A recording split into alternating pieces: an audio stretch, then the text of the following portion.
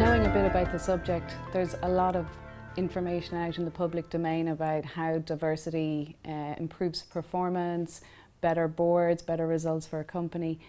My own personal experience of diversity really is it allows and enables broader thinking, it allows better perspectives. When you have people around a table who have come from different backgrounds, who have different agendas, generally you can have a much better discussion, you have a much broader approach to problem solving, to finding the right solutions, and generally, my experience, you're away from the singular thinking. So I've always enjoyed diverse working environments.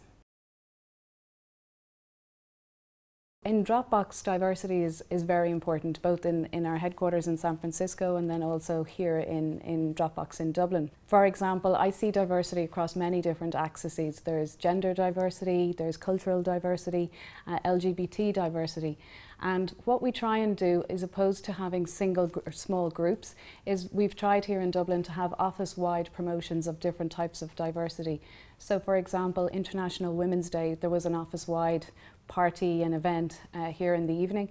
We're all, as an office, taking part in Dublin Pride. Dropbox has a float there. And then when we look at the cultural side, even though we're still quite small and growing fast, we've over 10 different nationalities here, which makes for very interesting lunch breaks and nights out.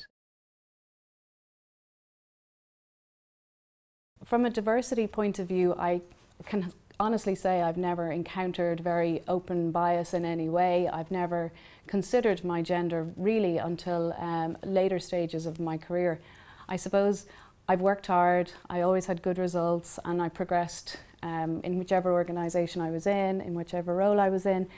And after a number of years, I suppose, I began to notice that I call it the ROI on my hard work and results just began to diminish somewhat. And I realised when I looked up and looked around that there was a little bit more to progression than just hard work and results. You know, things like networking, things like making sure you know what's going on, that you have a good read of things around you.